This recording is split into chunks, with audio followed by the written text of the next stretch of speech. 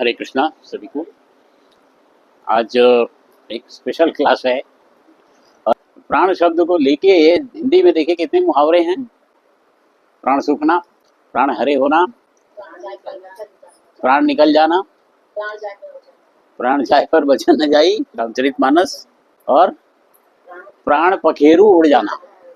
तो प्राण जो है वो इतना महत्वपूर्ण शब्द है कि ये प्राण को लेके कितने मुहावरे भी बने हुए हैं और अर्थ भी अलग अलग हैं। अब प्राण पखेरु उड़ जाना मतलब मृत्यु हो जाना, प्राण सूखना मतलब कोई ऐसी बड़ी समस्या आ गई जिससे आपकी मानसिक चिंता बढ़ गई, तो बढ़ने की वजह से प्राण सूखने लगते हैं।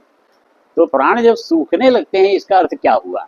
आपके शरीर में कुछ ऐसी प्रक्रियाएं शुरू हो जाती हैं। आपका गला सूखने लगता है, चिंता बढ़ जाती है, हाथों पैरों में कंपन होने लगता है, इत्यादि इस तरह की बहुत सारी प्रक्रियाएं शरीर में शुरू हो जाती हैं।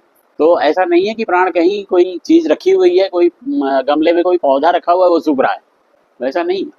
हमारे पूरे शरीर में एक प्रक्रिया चालू हो जाती है जिसकी वजह से हमें लगता है, हम कहते हैं कि हमारे प्राण सूख रहे हैं। अब क्या क्या प्रक्रियाएं होती हैं ये इसको धीरे धीरे हम लोग आगे आने वाले समय में अभी सीखेंगे। बात यहाँ से शुरू होती है कि अच्छा हाँ, प्राण की एक और विशेषता बताऊं कि श्रीमद् भगवत गीता में प्राण शब्द कितने श्लोकों में आया है? टोटल 14 श्लोक हैं भगवत गीता में। वो अपने आप में एक महत्वपूर्ण ग्रंथ है। प्रस्थान त्रयी, जो 3 ग्रंथ हैं हमारे सनातन धर्म के, ब्रह्मसूत्र, भगवत गीता और उपनिषद, ये तीनों को प्रस्थान त्रयी कहा जाता है। तो ये प्रस्थान त्रयी ग्रंथों में से एक महत्वपूर्ण ग्रंथ भगवत गीता, इसमें भी प्राण का प्रैक्टिकल एप्लीकेशन के विषय में बात कही गई है। जिस भी श्लोक में, भगवत गीता के जिस भी श्लोक में बातें हैं, प्राण शब्द आया है, वहाँ भगवत गीता का प्रैक्टिकल एप्लीकेशन बताया गया। इसके अलावा उपनिषद की प्रश्नोपनिषद में बड़े अच्छे ढंग से प्राण के विषय में पूरा डिटेल बताया गया। तो क्या आप लोग इस बात से सहमत हैं कि हमारे पूरे यूनिवर्स में हर चीज गतिमान है, गतिशील है, हर जगह गति है? इस बात से सहमत है कि नहीं? हमारे अंदर भी गति चल रही है। या एक लोहे का टुकड़ा ले लीजिए, एक पत्थर का टुकड़ा ले लीजिए, उसमें भी गति है।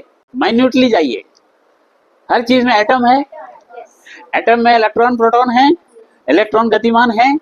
तो कौन सी ऐसी चीज है जहाँ जहाँ गति नहीं है? तो ये अंदर घुस के जब सोचते हैं तो ये बात सामने आती है कि हर जगह गति है। यूनिवर्स में देखिए, पूरे यूनिवर्स में सब गतिशील हैं, चाहे हमारे ग्रह हो, चाहे तारे हो, सूरज हो, चंद्रमा हो। सूरज पे आपको ऑब्जेक्शन हो सकता है, बट आज के साइंटिस्ट ये भी कह रहे हैं कि नहीं, सूरज भी गतिमान है। तो हर जगह मूवमेंट है, मोशन है, डायनामिज्म है। अब डायनामिज्म जहाँ है, गतिशीलता जहाँ भी है, वहाँ प्राण है। अगर प्राण ना हो तो गतिशीलता नहीं रहेगी। तो प्राण जो है वो इतना विशद शब्द है, इसका विशद अर्थ है। हम लोग केवल वहीं तक सीमित ना रखें अपने आप को, मैं प्राण के विषय में नॉलेज के हम सांस ले रहे हैं प्राण है, नहीं, बहुत कुछ है, हर जगह प्राण है। प्राण कहाँ नहीं है? सूरज हम लोगों को स्थिर दिखता है, सूरज में एक्शन रिएक्शन क्या चल रहे हैं? आग का गोला है, आग धधक रही है, वहां वो कंटिन्यूअसली बर्निंग है वो, तो और कुछ नहीं। तो इस ढंग से भी हम समझ सकते हैं कि सूरज में भी गतिशीलता है। जहां गति है वहां प्राण है। प्राण का एरिया जो है ना बहुत विशाल है, इसका वर्किंग एरिया बहुत विशाल है। इसीलिए मैंने बहुत ढूंढने की कोशिश की कि प्राण कब के बदले दूसरा शब्द क्या हो सकता है, जिसको क्या कहते हैं हिंदी में, पर्यायवाची शब्द। प्राण का पर्यायवाची शब्द आप लोगों को मिला हो कोई? किसी को तो बताइए। प्राण का पर्यायवाची आपको नहीं मिलेगा, प्राण को प्राण ही कहना पड़ेगा। उपनिषदों में ये भी बात आती है कि कई जगह प्राण को आत्मा भी कह देते हैं लोग। तो आत्मा जो है हमारे शरीर का प्रकाशक है। आत्मा नहीं है तो चेतना नहीं है। तो सांख्य शास्त्री ये कहते हैं कि आत्मा से चेतन, आत्मा निकल गई शरीर से तो चेतना समाप्त हो गई। लेकिन प्रश्नोपनिषद कहता है कि नहीं, प्राण की सीमा वहीं तक नहीं है, वो सांख्य से और आगे भी ये चीज। तो इतना विशाल एरिया है, धीरे धीरे हम समझने की कोशिश करेंगे। ये जो डायनामिज्म हमने बताया, गतिशीलता जो बताया, मूवमेंट जो बताया, ये तो निरंतर चलता रहता है। जब ये निरंतर चलता रहता है तो शरीर के अंदर भी चल रहा है और बाहर भी चल रहा है।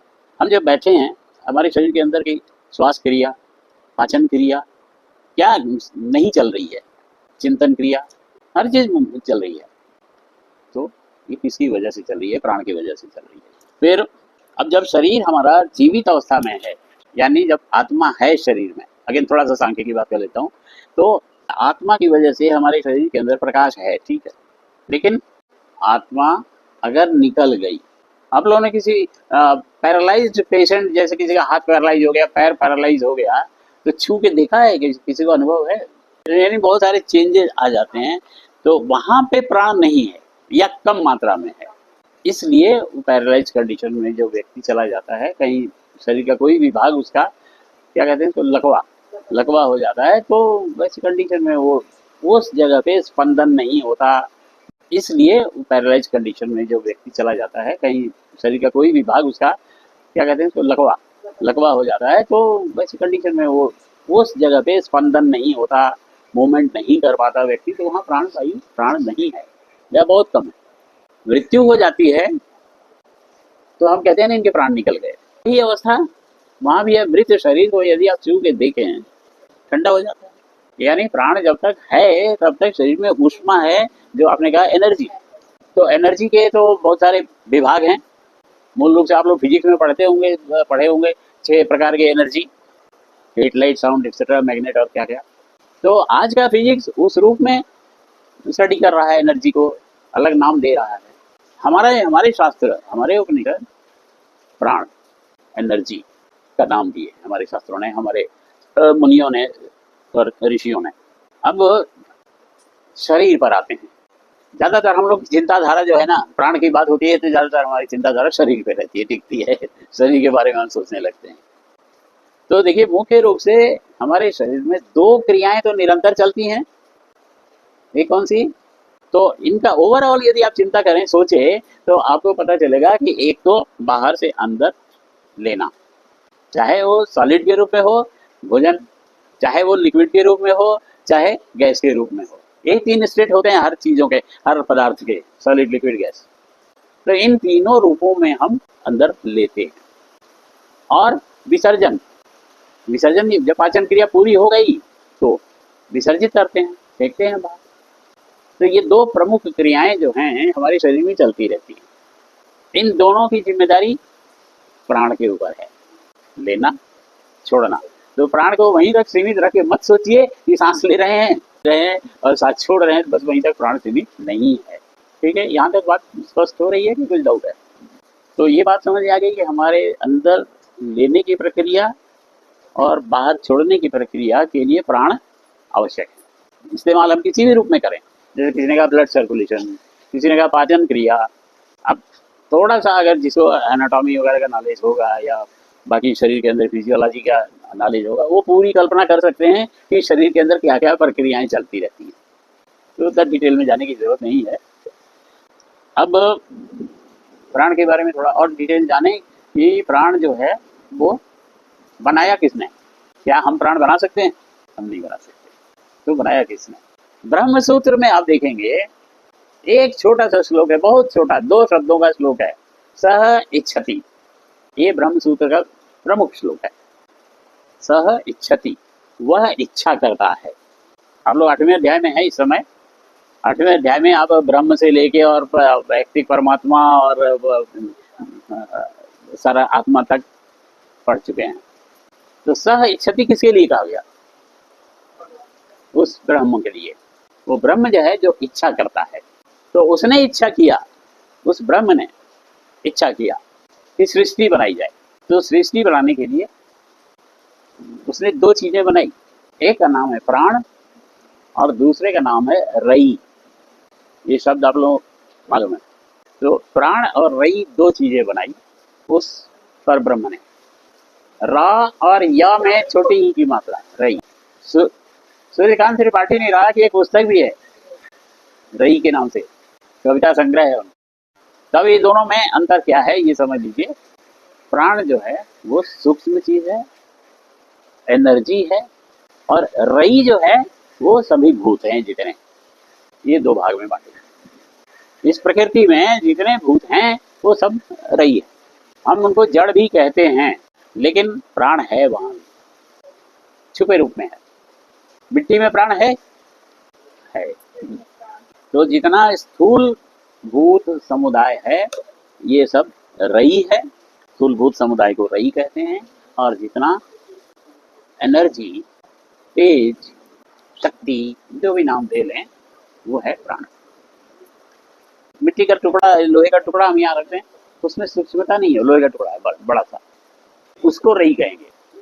जब जब उसके प्राण नहीं है, उसके अंदर प्राण नहीं है, तो वो रई में कन्वर्ट हो गया।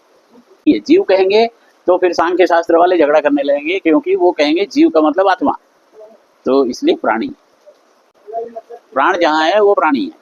ये जो एक जोड़ा बनाया प्राण और रई, इनका काम क्या है, क्यों ऐसा, क्या है ये, इनका फंक्शनिंग या इनके बारे में और थोड़ा सा जान लेते हैं।